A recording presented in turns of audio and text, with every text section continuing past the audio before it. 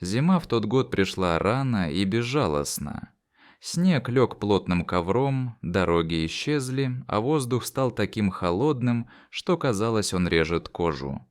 В маленькой деревне на краю леса жила старушка лет 80. Она давно осталась одна, привыкла к тишине, к размеренной жизни и к тому, что каждый день похож на предыдущий. Единственным ее богатством был небольшой дом и старый сарай, где она держала немного сена и дров. Однажды утром, выйдя за водой, она заметила вдалеке темное пятно на снегу. Сначала подумала, что это упавшее дерево или мешок, занесенный метелью. Но, подойдя ближе, увидела волка. Он лежал неподвижно, покрытый инеем. Дыхание было едва заметным, глаза полузакрыты. Животное выглядело так, будто само стало частью зимы, замерзшей и обреченной.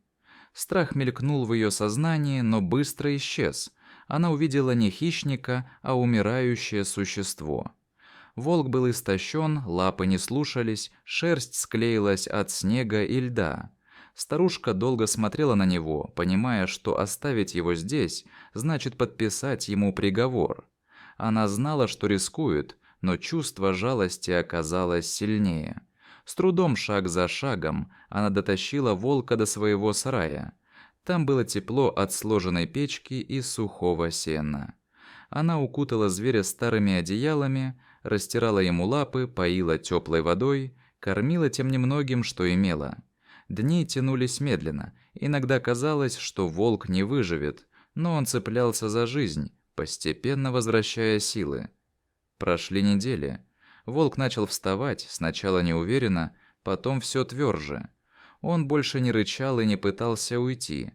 Он привык к запаху старушки, к ее медленным шагам и спокойному присутствию.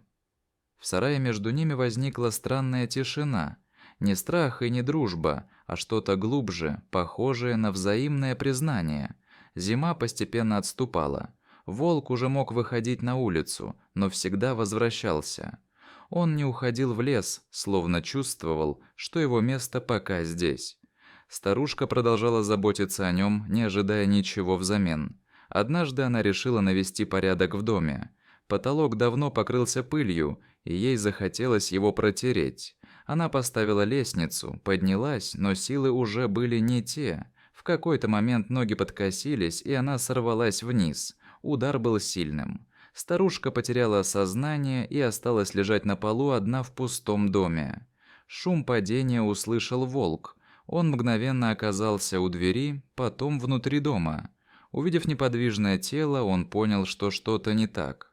Старушка не двигалась, не дышала, как обычно, не отвечала.